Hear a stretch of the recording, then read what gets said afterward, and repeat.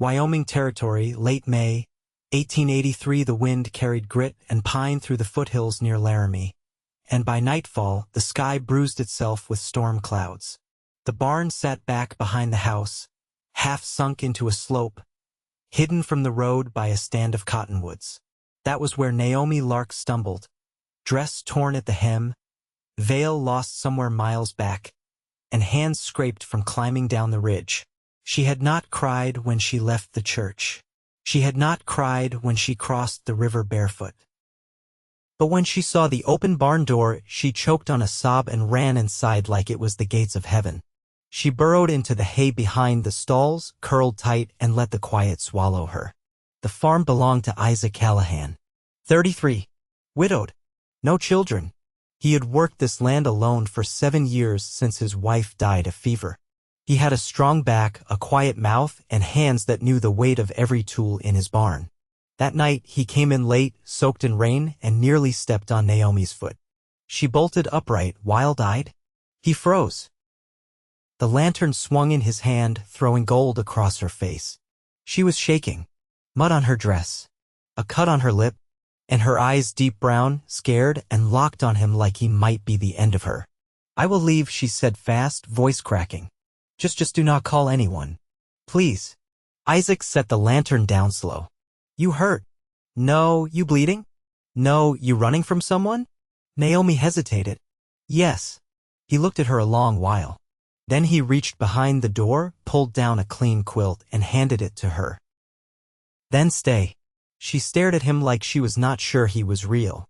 He nodded once. "There's water in the trough. I will bring food." He left without another word. Naomi clutched the quilt with both hands. Her chest heaved, but the tears did not come. Not yet. By morning, the storm had passed. Sunlight slanted through the slats in the barn wall. Naomi had not slept much. She stepped outside, blinking against the brightness. Isaac was in the yard, splitting wood. She watched him from the shadow of the barn, shoulders broad, sleeves rolled, one steady swing after another. When he noticed her, he nodded toward the cabin. "Come eat." Inside, the cabin smelled like coffee and ashwood. She sat stiff at the table while he poured her a cup. He did not ask questions, did not pry. Just fried eggs, cut bread, and passed her a jar of strawberry preserves with rough, calloused hands. Her voice was quiet. "I was supposed to marry a man named Silas Rourke yesterday." Isaac sat down across from her. "He is not a good man," she said. "My father owed him money. He promised me to him to settle it." She looked up. "I ran before the vows. I do not care what it costs me. I will never go back." Isaac's jaw flexed once. "You will not." She believed him. That night, she stayed in the barn again. He brought her warm bread and a tin of beans. She thanked him. He nodded. The third night, she helped him bring in the horses. He handed her a bridle without a word, and she moved beside him like she had been there for years. By the 5th day, she was eating meals at the cabin table. By the 6th, she was laughing. "I am not used to quiet," she said, brushing flour off her hands. They were baking biscuits, her idea. Growing up in Cheyenne, there was always noise. Wagons, shouting, steam whistles. "I like quiet," Isaac said. "I think I do too now." She smiled at him, and the warmth of it settled in his chest like kindling catching fire. On the 7th day, a rider came up the lane, deputy from town.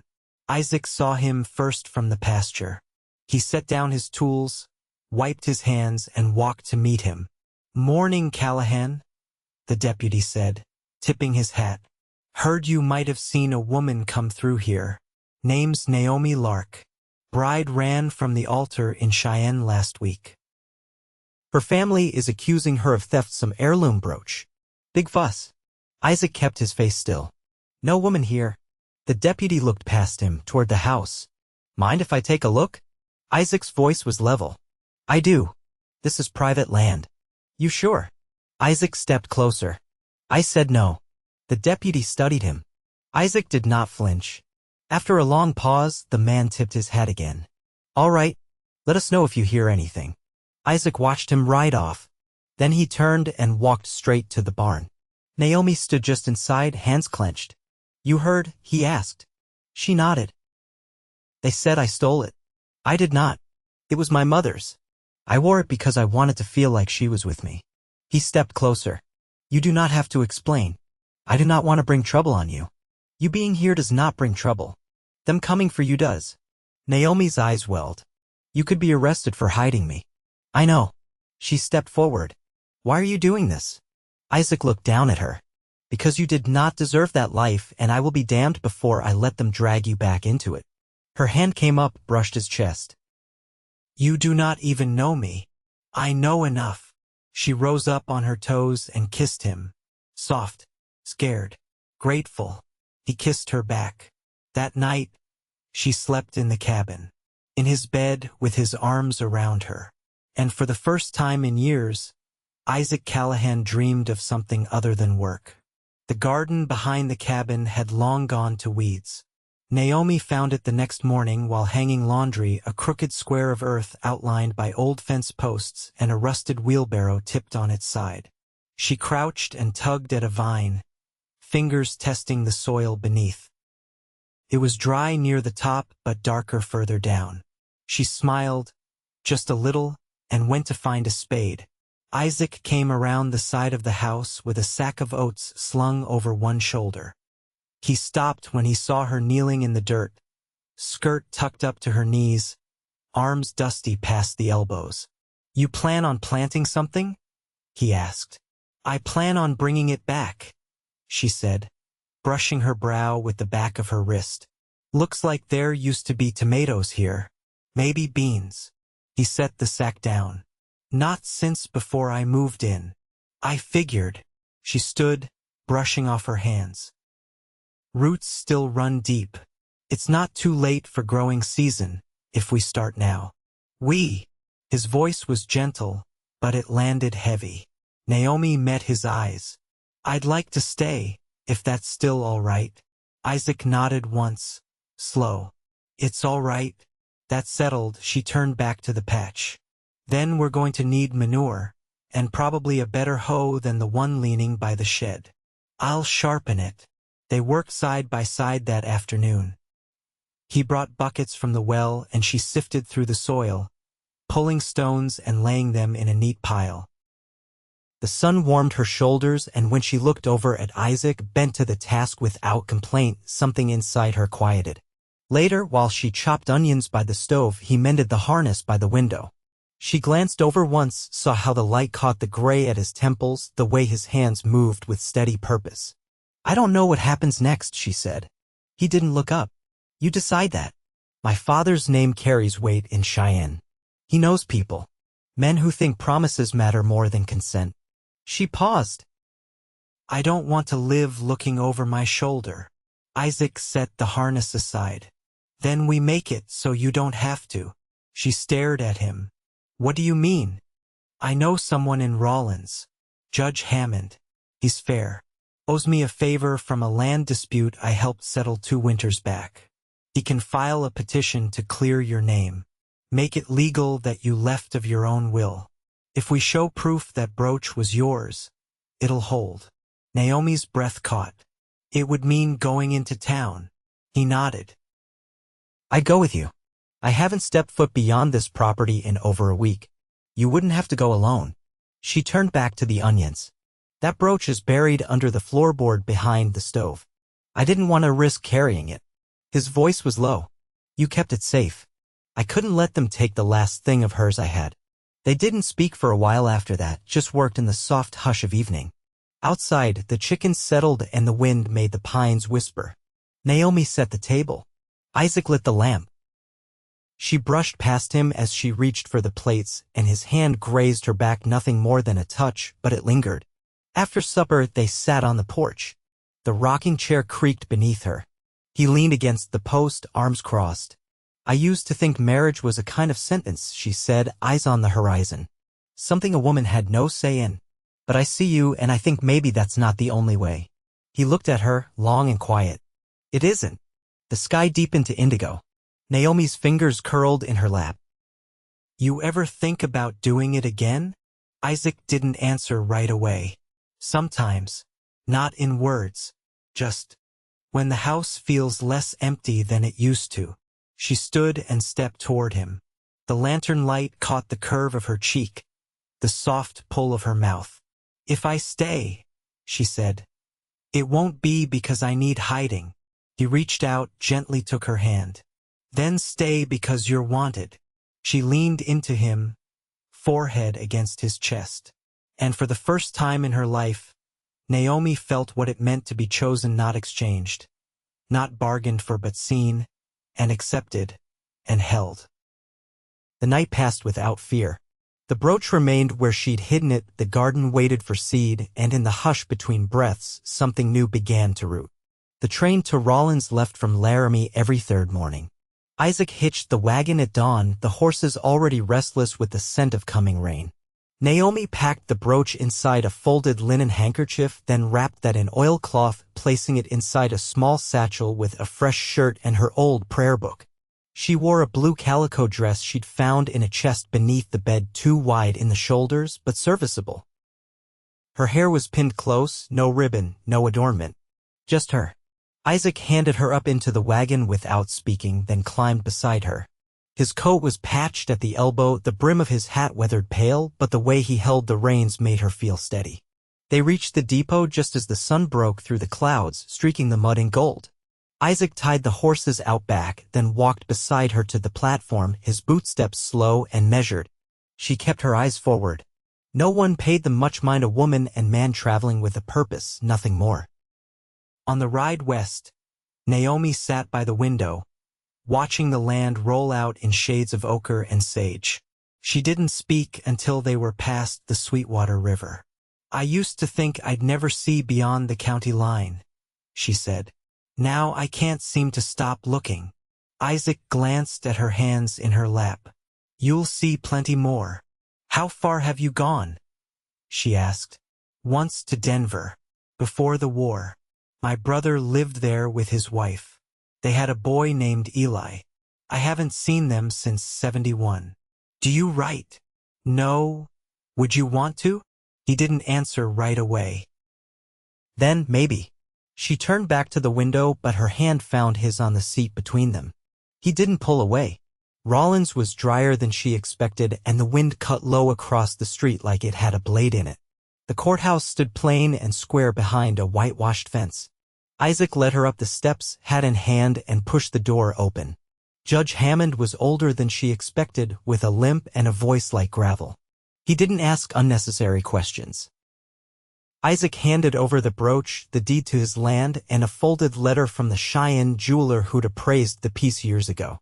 Naomi sat silent beside him, her spine straight, her mouth set. The judge read everything twice, then looked up. "You're saying the woman fled an unlawful contract made under coercion, took a family heirloom that was already hers, and has since lived peaceably under another's roof?" Isaac nodded once.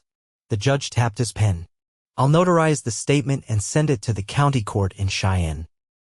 Might raise dust, but with Rourke's reputation I don't expect much fight. This clears her name here. That's what matters." Naomi exhaled, slow and deep. Outside, the sky had darkened again. They ducked into a dry goods store while the rain passed. She bought a spool of thread and a tin of preserves, and he paid for a new axe handle. They sat beneath the awning, watching the drops strike the road. "I thought it would feel different," she said. "What?" "Freedom." He looked at her. "What does it feel like?" "Like the start of something, not the end." Isaac nodded. "That's how you know it's real." They rode home in silence, save for the creak of the wagon and the occasional call of a meadowlark. Naomi leaned against his shoulder as the miles passed. When they reached the lane, the clouds had lifted and the cabin stood warm with lamplight in the windows. She climbed down first. He followed, brushing dust from his coat. Naomi turned to him. "Would you let me fix up the spare room?" He studied her. "You don't have to ask. I want to do things right," she said. "I want to build something, not just hide in it." Isaac stepped closer. "All right. I'd like to stay, Isaac. I'd like you to." She reached for his hand. "Not just for now. For good." He kissed her then, sure and steady, no hesitation.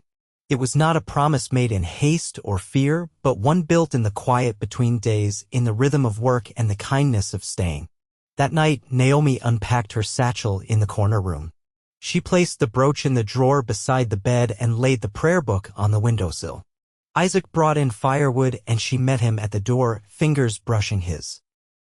They didn't speak of the past again, not because it was forgotten, but because it had been survived.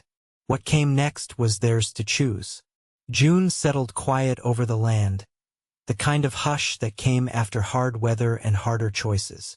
Naomi rose early now, before the rooster, brushing her arms with cold water from the basin and tying her apron with fingers that no longer trembled. The spare room had been swept, its window oiled to open smooth. A quilt lay folded at its foot, stitched from scraps found in the attic.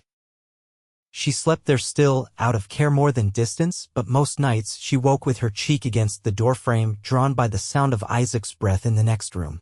The garden took root quicker than she expected. Morning glories climbed the fence post near the well, and green shoots pushed through the soil in straight rows. Naomi worked without complaint, her palms roughening and her back learning the curve of labor.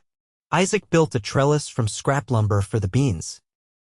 She didn't ask him to, he simply watched her squint into the sun one afternoon and got to work with a hammer and saw.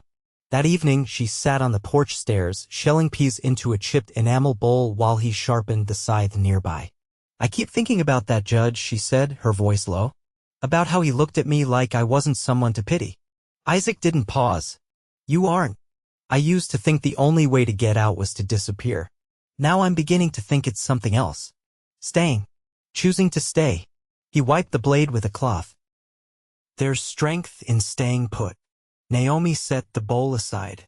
"There's more than strength here. There's a life." He looked up.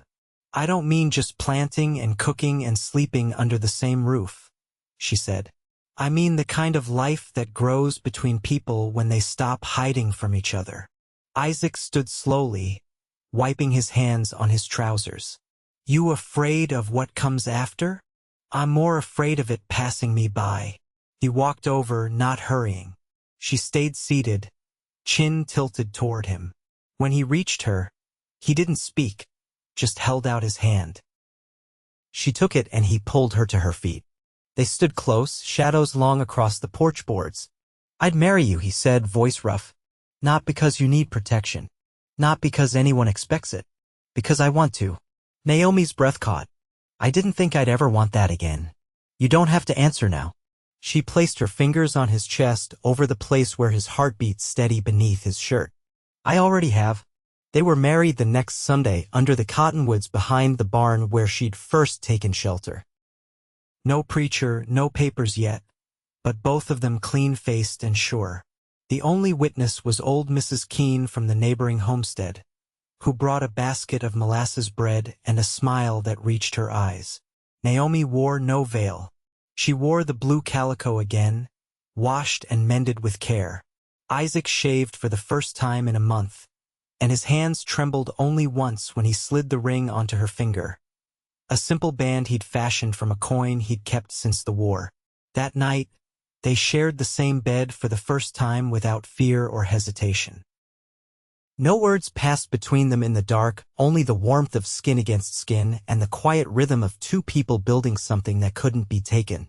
In the days that followed, Naomi began keeping a small ledger in the kitchen drawer, expenses for seed, trade goods, and notes about which rows sprouted first. She wrote in a careful hand, the one her mother had taught her before sickness took her away.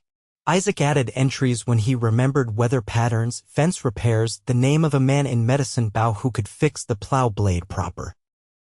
One morning, while sweeping the front step, Naomi heard a wagon approaching, slow, deliberate. She shielded her eyes from the sun and saw a man in a dark coat with a stiff-brimmed hat. He reined in the horse at the fence and climbed down. "Morning," he called. Isaac stepped out of the barn, wiping his brow. "Help you?" The man nodded. "Name's Merton. I'm with the Union Pacific. Heard you had some trouble last month, young woman gone missing from Cheyenne. There's a bounty out." Naomi froze. Isaac stepped forward, body relaxed but firm. "You listening to rumors or looking for facts?" Merton eyed the cabin. "Just doing my job. Some folks say she came this way." Isaac didn't blink. "They're wrong." Merton studied him a moment longer, then tipped his hat. "If you hear anything, there's a marshal in Rock River who's asking." I'll remember. Merton climbed back into the wagon. Dust rose behind him as he rode off. Naomi stood still, broom clutched in one hand. Isaac walked to her. He won't be back. You don't know that. I do, he said. Because I'm not letting anyone take what's ours. She reached for his hand. Then we keep building. We don't stop.